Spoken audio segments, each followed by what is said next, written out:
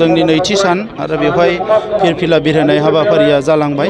दा बिनि उनाव जोंहा सानसेयाव सावरायमेल दङ। बे सावरायमेला दान्दिसे समनि उनावनो जागायगोन आरो मोनाबिलियाव डेलिगेट दङ।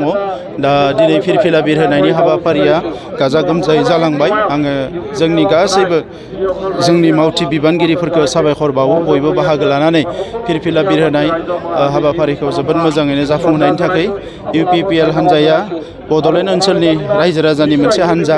दा रायजो राजाया जेरैबायदि लुबैयो बेबायदिनो UPPL आ खामानि मावगोन आरो बेवहाय थांनाय गोलाव समाव रायजो राजाफोरनि जि आंखाल, रायजो राजाफोरनि जेंना बेखौ सुफुंनो थाखायनो UPPL हान्जानि जोनोम जादों। आरो आङो गासैबो जोंनि MLA मन्त्रि EM गासैखौबो खावलायगोन जे रायजो राजानि सार्थ'आव बयबो खामानि मावनांगौ आरो UPPL हान्जाखौ जेरैबायदि रायजोफ्रा अनदों आरो फोथायदों, दा बे हिसाबैनो बयखौबो आङो बे गोसो होनानै रायजोखौ सिबिनाय हाबाफारियाव गोसो होथाबनो थाखाय आं बयखौबो खावलायदों।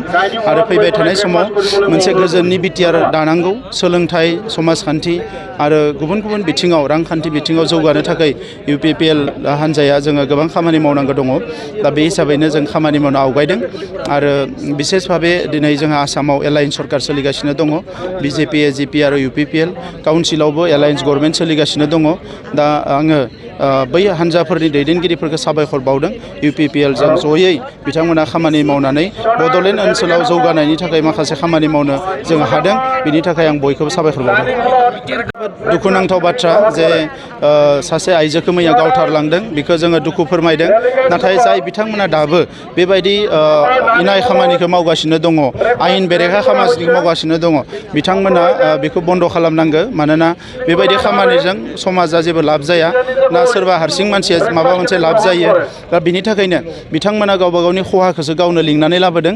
बेबायदि खामानियाव जायफोरा दिनै नांथाबनानै थागोन, मानसि बुथारनाय, गुलि गावनाय, बिथांमोना गाबोन आयेननि साजा मोननांगोन, बेयाव जेबो सन्देह गैया। नाथाय बेबायदि खामानिनिफ्राय गोजानाव थानानै गावबा गावनि जौगानायनि खामानि मावनो थाखाय आं बयबो लाइमोनफोरखौ एबा बयबो जायफोर बिथांमोना बेबायदि खामानियाव जरित' दङ बिथांखौ आं खावलायदों।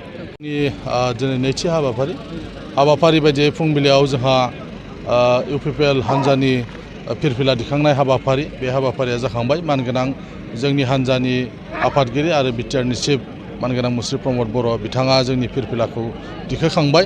लोगोसेनो मुंख्लंफोरनो बिबार बावनाय हाबाफारि, जोंनि हान्जानिनो मावफुं आफादगिरि राज्य सभानि MP मानगोनां रोनगोरा नार्जारि बिथाङा मुंख्लं खाम्फायाव बिबार बावखांबाय।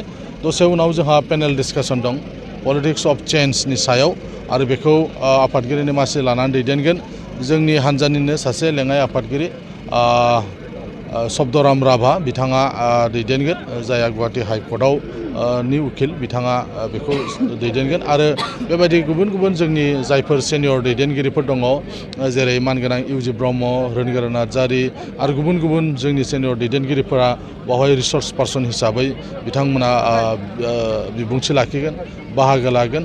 गासै 6,000 जोंहा दायो डेलिगेट्सफोर दङ, बिथांमोना बयबो बेयाव बाहागो लागोन। आरो बेबायदिनो फारि फारि जोंहा फुंनिफ्रायनो दिनै बुलुर बादायलायनाय दङ, काबादि बादायलायनाय दङ, बेबायदि हाबाफारिया दिनै दङ। आरो बेलासि बागै जोंहा माने हारिमु दिन्थिफुंनाय हाबाफारि दङ दिनै। मैया जोंहा स्पेसियेल डेलिगेट सेसन जादों लाइमोनफोरनि थाखाय। आरो बे सेसनाव जानाय जे बिथांमोननि जे सावरायनाय, बिथांमोननि जे थांखि, बे थांखिखौ लानानै दाहाय नैथि जोंनि जे डेलिगेट सेसन दङ, बे सेसनाव सावरायलायनाय जागोन।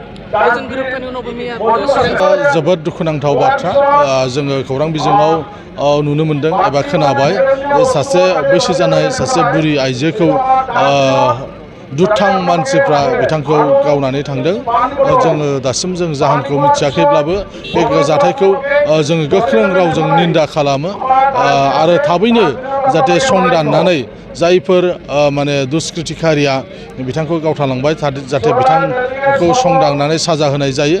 आरो जोंनि ओनसोलाव जाहाथे बेबायदि गोजोन थासारि फैनायखौ जाहाथे रावबो नस्थ' खालामनो हाया, बिनि थाखाय सरकारा जाहाथे राहा लायो, बिनि थाखाय आङो बे समाव गोख्रों रावजों सरकारखौ खावलायदों।